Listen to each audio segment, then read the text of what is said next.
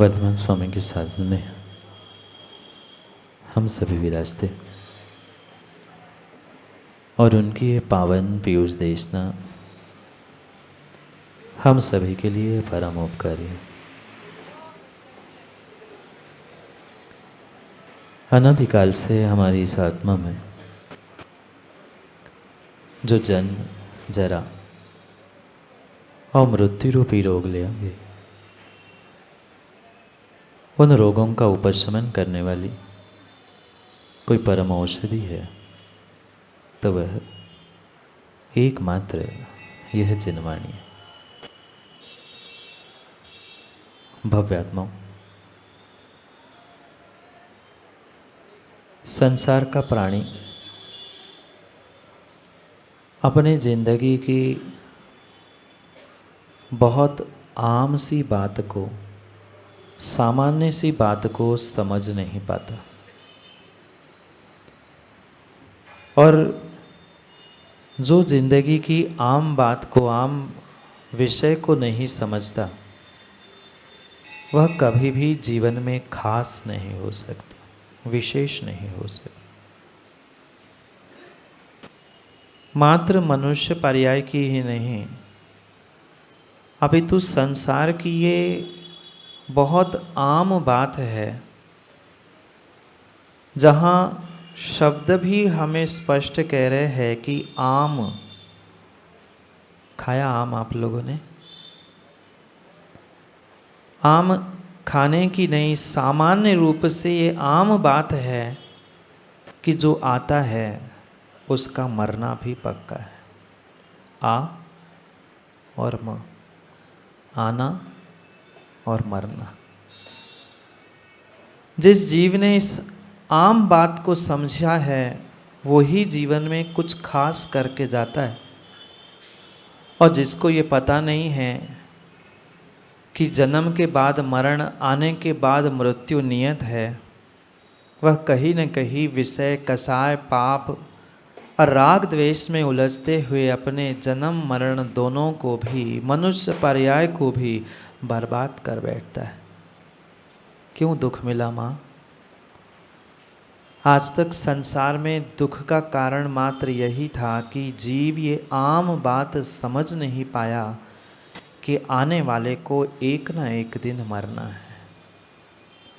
यहाँ बैठे किसी व्यक्ति को ये कह दिया जाए कि चंद घंटों में कन्हैयालाल जी आपकी मृत्यु होगी, माना कि किसी डॉक्टर, किसी वैद्य ने कह दिया कि बस कुछ घंटे का, कुछ मिनटों का ही समय तुम्हारे लिए बचा है, खुश होंगे? यहाँ कितनी ही झूठी झूठी चारों तरफ से हिला लेना गर्दन, पर अपने आप से, अपने हृदय से, अपने मन से पूछ लेना, कोई भी मरण को स्वीकार नहीं कर सकता। कोई भी मरण को स्वीकार नहीं कर सकता। जब मरना ज्ञानी तय है ही तो फिर भय क्यों है? जब मरना तय है ही तो फिर भय क्यों है? और जहाँ भय है वहाँ पुनः पुनः मरना तय है। जहाँ मरण का भय है, सबसे बड़ा भय और सबसे पहला भय में माँ 7 भवों में से कौन सा है? मरण भय। मृत्यु ना हो जाए, मर ना जाऊं, मर ना जाऊं, मर ना जाऊं, सोचते सोचते इंसान हर क्षण, हर समय दम तोड़ रहा है, मरण का सामना कर रहा है, पर फिर भी सोचता है मैं मर ना जाऊं, मैं मर ना जाऊं, मैं मर ना जाऊं। ऐसा कौन सा इंसान और ऐसा कौन सा जीव है जो जन्म लेने के बाद मरता नहीं है? है कोई? जिन स्वर्गों के देवों को सौधर्म, जीतू जी, सौधर्म को, स्वर्गों के देवों को अमर कहा जाता है, पर अमर की भी मृत्यु तय है। अमर की भी मृत्यु तय है, अमर की भी मृत्यु तय है। फिर जब जिनको अमर कहा जाता है, ऐसे देवों की मृत्यु नियत है, तो क्या मनुष्यों आपकी मृत्यु तय नहीं है? तय का मतलब समय तिथि मुहूर्त भले ही तुम्हें नहीं पता हो, पर माँ इतना तो पता है, मरना सबको एक दिन। क्या ज्ञानी है, वाह, आनंद आ गया। दूसरों को सुनाने के लिए हमें सभी 12 भावना याद है। महाराज मरना सबको एक दिन, अपनी अपनी बार आप मरोगे तो हमें खेद नहीं होगा, पर मेरे मरने की कोई कह दे, फिर मैं उसे बताऊं कि मरना क्या होता है और मारना क्या होता है। क्यों डरपोक बनकर उस मौत की बात सुनकर रोंगटे खड़े होते। जब मरना है तब नियत और नियत है। कोई भगवान, कोई गुरु, कोई मंत्र तंत्र तुम्हें मरने से बचाने वाले नहीं है। माँ भगवान को सुनाया होगा ना कई बार, मंत्र तंत्र बहु होई मरते ना बचाए कोई। कितने ज्ञानी, देखो मुझे शुरुआत ही करने की आवश्यकता है। याद सब है पर कभी समय पे याद, वाह, नहीं आता, और शायद आएगा भी, शायद समय पे कभी याद भी नहीं आएगा। यूं इतना सारा पढ़ के रखा है, इतना सारा सुन के रखा है, सब कुछ हमने करके रखा है, पर समय पे हम सब भूल जाते हैं। संसार के प्रत्येक जीव ने जो पर्याय प्राप्त की है, जहाँ जहाँ उत्पत्ति है वहाँ वहाँ विनाश निश्चित है। जो जन्म ले रहा है, जो आ रहा है, उसकी मृत्यु नियत है। पर फिर भी इंसान बिलखता है, रोता है, चिल्लाता है, ऐसा क्यों हुआ, हमारे अपने आदमी को ही क्यों ले गए। ये बहुत बड़ी भूल इंसान कर रहा है। और विश्वास मानना सुनील जी, विश्वास मानना, अगर इंसान को आज मृत्यु का बोध हो जाए, मृत्यु का ज्ञान हो जाए, ये आम बात समझ में आ जाए, तो उसका जीवन खास होने में समय नहीं लगेगा। ये भी तो इंसान है, ये भी इंसान है, पर इनको आम बात पता चल गई और वे इंसानों में भी खास बन गए। और आपको आज तक ये आम बात मात्र शब्दों में दूसरों को सुनाने के लिए तो याद है। दूसरों के घर में जाकर सुनाते हैं ना माँ, अरे ये तो संसार है, जिसकी जितनी आयु है वो उतना ही रहता है, सबको मरना है। पर मेरा कोई सगा जाए तो, मेरी बारी मरने की आए तो, फिर भगवान के सामने और गुरु के सामने तो हमें गिड़गिड़ाने में शर्म लगती है। पर उन डॉक्टरों के सामने अस्पतालों में भी जाकर लाखों करोड़ों देकर इंसान गिड़गिड़ाता है कि कुछ समय और बचा लो, थोड़ा सा और बचा लो, थोड़ी सी जान बच जाए। पर पक्का मानना, मरते बचावे ना कोई। मरते समय कोई बचाने वाला नहीं है। जब मरना तय है तो हम भय क्यों खाते हैं। कोई सेटिंग राकेश पाटनी है यमराज जी से? नहीं हो सकती। उस आयु कर्म के साथ किसी की कोई सेटिंग, कोई जुगाड़ नहीं चल सकती। जितनी आयु लेके आए हैं उतनी आयु पर तुम्हें मरना निश्चित है। और कई बार तो इंसान उसके पहले भी अकाल मृत्यु को प्राप्त करते हुए मर सकता है। हम क्यों भयभीत होकर जी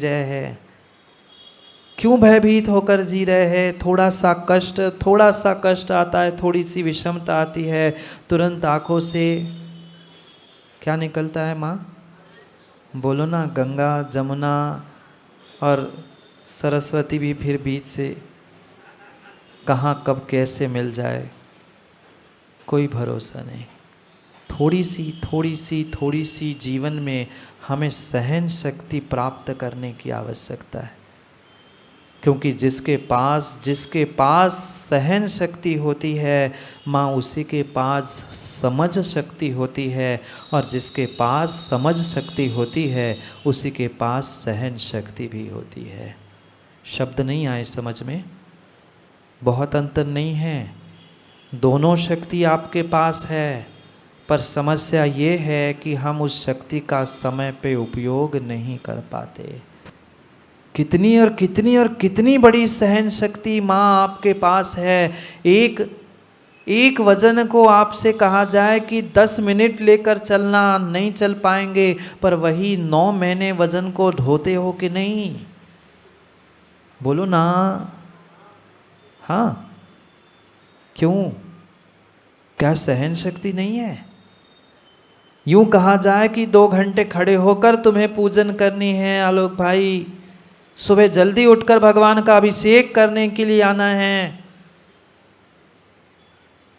इंसान यूं इतनी आसानी से तैयार नहीं होता। और वही सेक्रेटरी जी से कह दे कि आज त्योहार का दिन है, सुबह 7 बजे दुकान खोल लेना, ग्राहक आने की संभावना है। 7 नहीं, 6 बजे खुलकर बैठ जाएगा। वहाँ पैर नहीं दुखते, वहाँ थकान नहीं होती, वहाँ भूख नहीं लगती। ये कहाँ से आई सहन शक्ति? 9 महीने वजन को ढोने की सहन शक्ति कहाँ से आई? यूं कह दे पत्थर बांध के घूम लो, एक दिन 9 घंटे 9 मिनट भी मुश्किल से कोई वजन ढो पाते हैं, पर 9 महीने माँ ने वजन ढोया। अच्छा व्यापार चलता है, अच्छा सीजन का समय होता है, ना दिन दिखती है ना रात दिखती है, ना सुबह का भोजन ना शाम का, ना दिन का ना रात का, बस क्या दिखता है? क्या दिखता है? आने दो, आने दो, आने दो, आने दो, जितना आ रहा है, जितना आ रहा है, जितना आ रहा है। वहाँ कोई मना नहीं है, वहाँ कोई मना नहीं, वहाँ कोई थकान नहीं है, कोई थकान नहीं है। कल बड़े महाराज जी बता रहे थे रिटायरमेंट, रिटायर्ड तो हो गए, रिटायर्ड तो हो गए, रिटायर्ड तो हो गए, रिटायर्ड तो हो गए, पर अभी तक जिंदगी से, विषय वासना से टायर्ड नहीं हो पाए हैं, थकान नहीं आ पा रही है। गवर्नमेंट तो व्यवस्था बना ली, 60 के हो गए, 58 के हो गए, अब रिटायर्ड हो जाओ, पर रिटायर्ड इसलिए किया था कि तुम थोड़े से टायर्ड होकर धर्म की ओर अग्रसर हो जाओ, सत्यता हकीकत को समझने का प्रयास करो। पर महेंद्र भाई, ना हम रिटायर्ड होना चाहते हैं ना टायर्ड हो पाते हैं।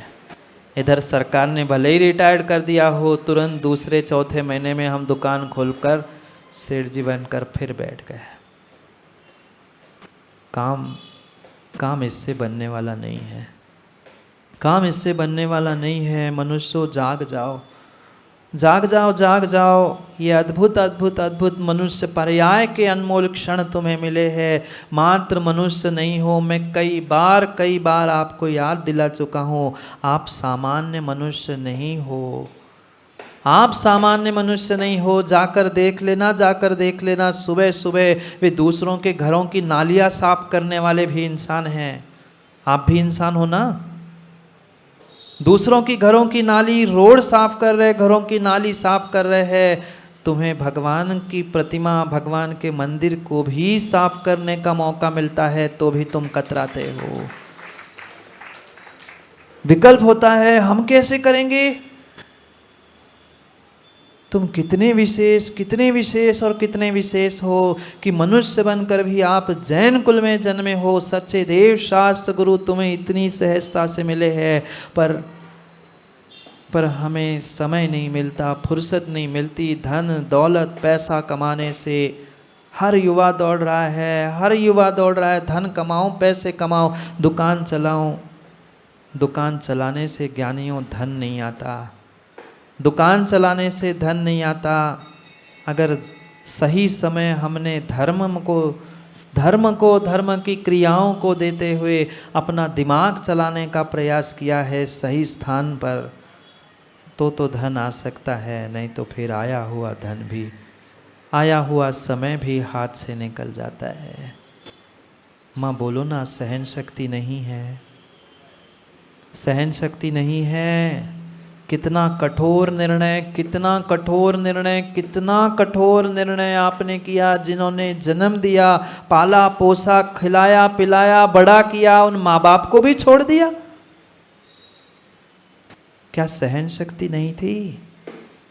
ये मत कहना कि अकेले रह नहीं सकते, अकेले धर्म नहीं कर सकते, अकेले कुछ नहीं कर सकते, अकेले जब माँ बाप को छोड़कर दूसरे के घर में आकर रह सकते हो, वहाँ खुशहाली बिखेर सकते हो, तो तुम जहाँ पहुँचोगे अगर निर्णय के साथ और विश्वास के साथ पहुँचे हो तो पक्का मानना वहाँ पहुँचकर भी तुम स्वर्ग बना सकते हो। पर हम मरने के बाद स्वर्गों की कल्पना करते हैं, मरने के बाद स्वर्गों की कल्पना करते हैं, मरने के बाद स्वर्ग जाने के लिए पंकज भाई जहाँ हम रह रहे हैं ना, पहले उसे हमें स्वर्ग बनाना होगा समझ शक्ति और सहन शक्ति के साथ। कोई कुछ बोल देता है तुरंत हम बड़बड़ा जाते हैं। दूसरों को समझाने के लिए तो बहुत समझ शक्ति है, पर अपने आप को समझाने के लिए थोड़ी सी अंतर से वो समझ शक्ति जागृत करो ना, थोड़ी सी जागृत करो। क्योंकि पुनः पुनः समय अजीत भाई आए ज़रूरी नहीं है। ये मत सोचना बुढ़ापे में कर लेंगे धर्म, बुढ़ापे में हो जाएगा। अरे हर व्यक्ति अपनी जिम्मेदारी जानता है, हर व्यक्ति अपनी जिम्मेदारी जानता है, हर व्यक्ति अपनी जिम्मेदारी जानता है। हम दूसरों की जिम्मेदारी, दूसरों के कर्तव्यों को पालते पालते अपना मनुष्य परिवार तो बर्बाद नहीं कर रहे। ये जीवन के क्षण लौट के आने वाली नहीं है। बुढ़ापे में मात्र और मात्र श्रम रहता है, टायर्ड होना रहता है, क्योंकि रिटायर्ड तुम्हें कर दिया जाता है। यही समय है। बहुत सारे लोग, बहुत सारे युवा कहते देख लेंगे, समझ लेंगे, अभी तो उम्र ही क्या है, 35, 40, 50 के भी नहीं हुए। जब बूढ़े होंगे तब धर्म करेंगे, जब बूढ़े होंगे तब आराधना करेंगे, जब बूढ़े होंगे तब करेंगे। पता है तुम बूढ़े होंगे? पता है क्या? कितनों को पता है कि आप बूढ़े होंगे ही होंगे? बचपन में चले गए, 55 में चले गए तो 60, 70, 80, 85 मिले ज़रूरी नहीं है, ज़रूरी नहीं है, ज़रूरी नहीं है। ठीक है, मेरा भूत गलत हो चुका था, मैं वर्तमान को सुधारते हुए अपना भविष्य तो सुधार सकता हूँ, और पूर्ण रूप से वो मेरे हाथ में है, पूर्ण रूप से मेरे हाथ में है। जितनी जितनी जितनी मेरी सहन शक्ति बढ़ेगी, विश्वास मानना, उतनी समझ शक्ति बढ़ेगी, और समझ शक्ति, सहन शक्ति से ही मैं एक परमात्मा बन सकता हूँ। और परमात्मा नहीं, ज्ञानियों इंसान बनने के लिए भी तुम्हें सहन शक्ति चाहिए।